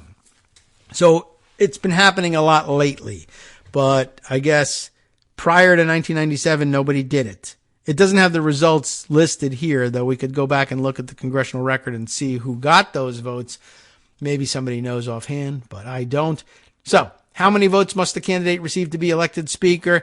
The long-standing practice of the House is that electing a speaker requires a numerical majority of the votes cast by members for a person by name. This does not mean that an individual must necessarily receive a majority, currently 218, of the full membership of the House. But we end up landing on that anyway, because almost never are there significant numbers of absences on day one, because that's when members take the oath of office and formally become members of the House. And, you know, in days past, you would show up even with the flu, maybe not necessarily with COVID these days, but you would do what you had to do, ram the ramparts if you had to in order to get there. So effectively, we've always had a full House, not always, I guess, but usually had a full House. And so 218 has been, the magic number for everybody. This is because some members may choose not to vote and others may answer present. But yes, you have to have a numerical majority nonetheless. But keep that in mind, and it enters into the equation when you're dealing in close calls here. So what happens if no member receives sufficient votes? If no candidate receives the requisite majority of House votes cast, the roll call is repeated. No restrictions are imposed on who may receive votes in the subsequent ballots. For instance, no candidate is eliminated based on receiving the fewest votes on the floor election, and a member's vote is not limited to individuals who received votes on previous ballots. So it's still wide open. So I guess the issue is, if 435 votes are cast, as is usually the case on the day that they're all supposed to be there and get sworn in, then you need 218 votes in order to win the speakership. If fewer votes are cast, if 433 votes are cast, I guess you could get away with one fewer. But you got to see how things come out. Okay, let's see. That's actually it. I said it was a 3-page report. Matthew did so. Checking in on the other things in this thread. Just some of these things aren't going to answer all of our questions, but they're going to provide us the background information to do that in the future, or by yourself over the weekend. Matt Glassman continues with this thread. Here's the House Practice chapter on the Speaker. House Practice is an official publication. That's why it's capitalized, House Practice. Official publication of the House that gives an overview of the rules and precedents. Section 3 covers the election of the Speaker. It is linked herein. Let's open it up and see what I have to open it up in a new tab. Yes, that's what we're looking for here. Chapter, it's interesting. What did he say? It was section 3 of chapter 34. Chapter 34 covers all the precedents of the office of the Speaker. Section 3 covers the election. It doesn't look that long, but here's the formal language of the precedents on this stuff. Speaker is chosen from members. This is the way it begins, believe it or not. Article 1, Section 2 of the Constitution directs that the House choose its speakers and other officers. The Speaker is the only House officer who traditionally has been chosen from the sitting membership of the House. What do we mean by that? How could that be? Of course, aren't all the leaders of the House members of the House? No, know what they're saying here. The Constitution directs that the House choose its speakers and other officers. They are not the other officers. They're not talking about the majority leader or minority leader or the whip or any of those things. They're talking about the clerk of the House and the sergeant at arms of the House. Those are the other officers of the House. The Speaker is the only House officer who has traditionally been chosen from the sitting membership of the House. The clerk, etc., are usually chosen from the outside. The Constitution does not limit this, that is the Speaker's selection. They're still using this gendered language. Back in the day, the Constitution does not limit his selection from among that class, that is, members of the House, but the practice has been followed invariably. The Speaker's term of office thus expires at the end of his term of office as a member, whereas the other House officers continue in office until their successors are chosen and qualified. That according to Rule 2, Clause 1. And so for those of you who are wondering, why should a Democratic appointed clerk of the House from the last Congress be allowed to preside over an incoming 118th Congress, which is generally known, let's say we generally acknowledge that it should be under Republican control. Why would a Democratic selected House clerk preside? And the answer is because their terms end at a different point. Constitutionally, members of the House, their terms end when the Congress adjourns sine die from its second session, and not so for the clerk. Their term ends when successors are chosen. Different. Now, as to the nomination and vote, the general practice for election of Speaker begins with nominations from each party caucus, followed by a viva voce vote, VVV, of the members elect. Remember, they haven't been sworn in at this point. That's interesting too. It's because, that was the other thing that had me puzzled. I was like, well, shouldn't they be sworn in before the vote? I think they should. I think the clerk should swear them in and then they should vote for Speaker. But I guess they actually do it backwards, and the members elect are the ones doing the voting, which actually brings up another possibility for what if you have a disputed member elect with a vote for Speaker. They're not voting on, issues and legislation in the House yet, but why should they be allowed to vote for Speaker if their election is in dispute? So technically you could have this fight over what to do arise before the Speaker vote and the organization of the House. And you could what they normally will do with something like this is they'll say, well, if there's a genuine dispute, we'll ask this member to stand aside from, I guess, voting for Speaker. And usually that won't matter because partisan divide in the House is not that close most times. But what if it really is tied or close enough that one vote really makes a difference? Problematic. Or you could say, well, you can have your vote for Speaker, but we'll have you stand aside for taking the oath of office. Or you could ask that they stand aside for both. Or you could say, no, we have to settle this now, in which case you would then question everybody's right to have a vote in all of this. Why are all of you are members elect? You haven't been sworn in. Why, the House is clearly the judge of the qualifications and the outcome of the elections for its membership, but none of these people are House members yet. Technically speaking, they shouldn't be dealing with this. So it's kind of interesting. So again, the general practice for election of speaker begins with the nominations from each party caucus, followed by the voice vote of the members elect. Relying on the Act of June 1st, 1789, the clerk is recognized for nominations for speaker as being of higher constitutional privilege than a resolution to postpone the election of a speaker and instead provide for the election of a speaker pro tem pending the disposition of certain ethics charges against the nominee of the majority party. There's a specific instance and precedent being cited here about why the clerk, not only we know why the clerk is chosen to preside, but what if somebody says, well, I make a motion that we not have the clerk preside over this, but instead have one of the speakers pro tem or someone else preside. And apparently a act of June 1st, 1789 says that the clerk is recognized and has a higher constitutional privilege than recognizing any other member to bring up a debate about having someone else preside. So it has the highest constitutional privilege, and so you can just rule any other motion out of order and get the clerk up there and start work. Under the modern practice, the speaker is elected by a majority of members elect voting by surname, a quorum being present.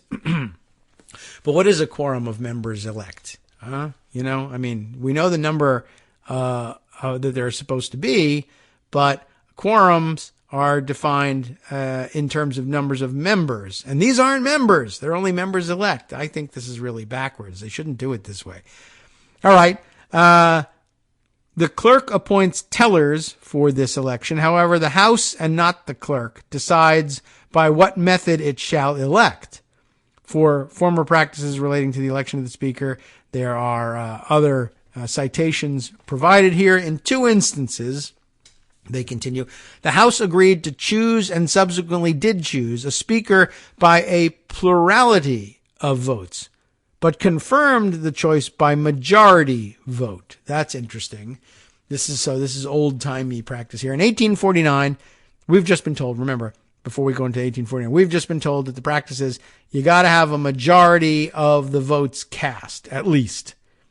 But it turns out that's not always been so, and a plurality has worked in the past. Why? When? In 1849, the House had been in session 19 days without being able to elect a speaker. And that would have wear on people's nerves, I'm sure. No candidate having received that majority of votes cast. The voting was viva voce, each member responding to the call of the roll by naming the candidate for whom he voted. Finally, after the 59th ballot, the House says, F it. The House adopted a resolution declaring that a speaker could be elected by a plurality. So, the rules aren't working for you.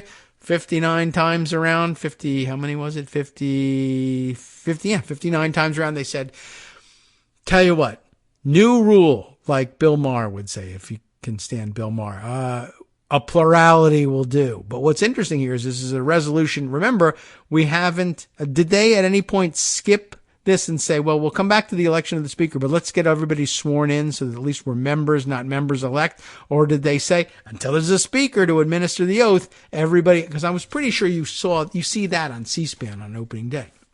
So how could it be that the speaker is administering the oath, but members elect are the ones voting for the speaker? It doesn't make any sense, but apparently that's the way they do it. So finally, after this 59th ballot, the House adopts, such as it is, the House adopts a resolution declaring a speaker can be elected by a plurality. In 1856, the House again struggled over the election of a speaker. Ballots numbering 129 had been taken without any candidate receiving a majority of the votes cast. So they'll go even to 100 plus before they give up. The House then adopted a resolution permitting the election to be decided by a plurality. On both of those occasions, the House ratified the plurality election by majority vote.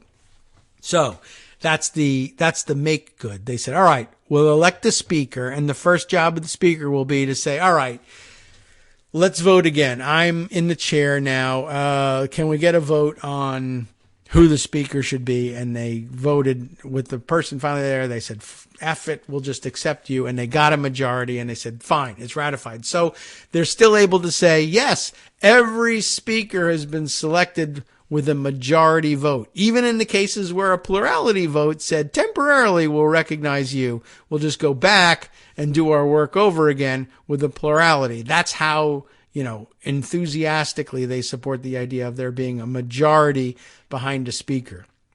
Wow. So that's all the time we have for getting into those kind of weeds. I'll give you Matt Glassman's tweet, and then you can follow through the thread and open up all of these resources for yourself. And I might read through them over the weekend. This makes great stuff for, if you can stand it. It makes great stuff for Thanksgiving week. I'm not sure what kind of schedule we're going to keep. I doubt very much whether anybody's going to want to do a live show on Thursday. Probably won't be able to get Greg in the door for that anyway. People will be here. I'll be busy. It won't be a good atmosphere for broadcasting. Maybe we pre-record, but it's a pretty busy week.